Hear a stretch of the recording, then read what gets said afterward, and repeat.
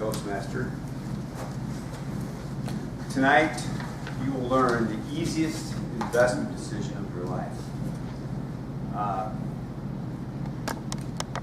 These days, there's very few employer-provided pensions. They're rare and becoming more rare still. Today, who knows about Social Security? And do you know what you're going to do when you finally your career comes in? How are you prepared for your retirement? Most people today have 401ks or IRAs.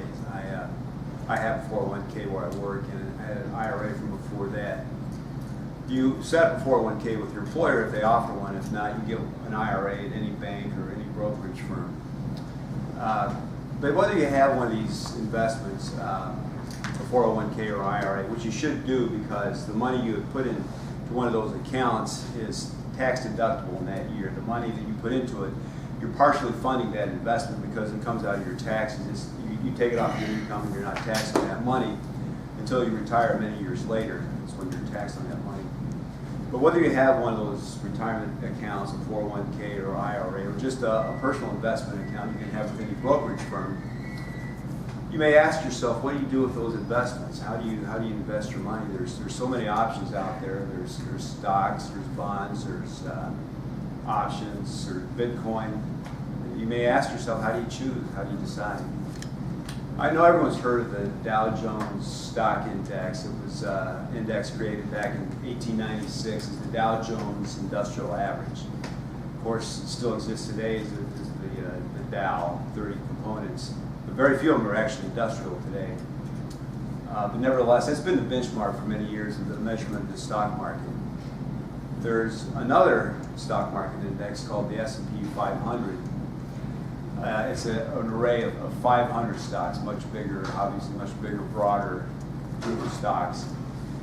And that's kind of taken the place of the Dow Jones as a measurement, as a benchmark for the stock market, because it's a much bigger array. And the Dow Jones, the way it's constructed, I won't go into that, but a single stock in the Dow Jones can have an outsized effect on the index as it's constructed. So S&P 500 is made up of the names you know, the Amazons, Google, Facebook, Starbucks. So today it's a much bigger, broader, better measurement of a benchmark of how the stock market's doing. So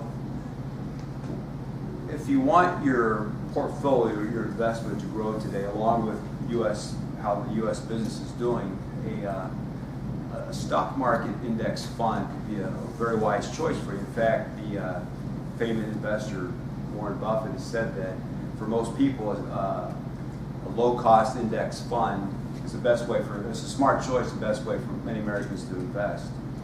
And he's pointed out, in fact, that an S&P 500 index fund is a smart choice for most investors for investing on the future of U.S. business. The S&P 500, the stock market goes up and down. Markets go up and down. That's what they do. And there's a lot of reasons for that. It could be the state of the economy, people's expectations of future business, interest rates. There's political events. There's a lot that go into what moves the market. But the S&P 500 on a historical average, since it was constructed in 1928, the average return on the S&P 500 has been about 10% over those years. So a 10% investment is a pretty good return. Compare that to like a long-term bond, long-term government bonds. Those over that same time frame since 1928, they have yielded a return about 5 to 6%, about half of what the S&P 500 has returned. In fact, right now, long-term bonds, U.S. government bonds, are yielding about 3%. There's an interesting fact, an idea that one of the great minds that's ever been around in our history, he's actually Ken's alter ego, Albert Einstein. He's actually said, and this wasn't included in Ken's wonderful talks about Albert Einstein, but Albert Einstein said that the eighth wonder of the world is compound interest. Compound interest is the most powerful force in the universe. So what does that mean? What does it mean to you? Compound interest, what it means is the longer you have an investment and you have those returns, they multiply on themselves. So if like S&P 500 returns 10% over time, it's not a straight line return, it actually becomes hyperbolic. So your returns go like this.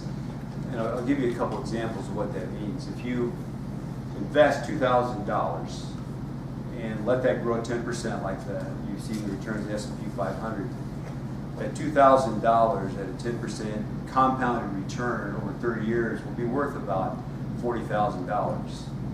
If you invest $2,000 every year over 30 years, again at a 10% compounded rate, that $2,000 times 30 years, that's a $60,000 investment, but after 30 years at a 10% compounded rate, it's worth about $400,000. So the S&P 500, it's an easy investment to find. You can find it every day. You turn on CNBC, you can find it in the newspaper every day. It's an easy instrument to track to see how well you're doing. There's many mutual funds out there that offer an S&P 500 index fund. It's all the big names like T. Rowe Price and Vanguard. They offer Fidelity. They offer an S&P 500 fund. So what they do in the fund is they will go out and they'll buy all those 500 stocks that are in the S&P 500. So when you invest in an S&P 500 index fund, you actually own those 500 stocks. So the S&P 500 fund, it's an easy investment to follow. It's easy to track. You're diversified, so you don't have all your eggs in one basket.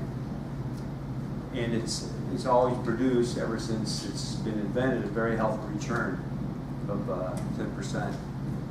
So I would suggest you go home, you just Google for an S&P 500 index chart and see how well it's done over the last week or month or 20 years.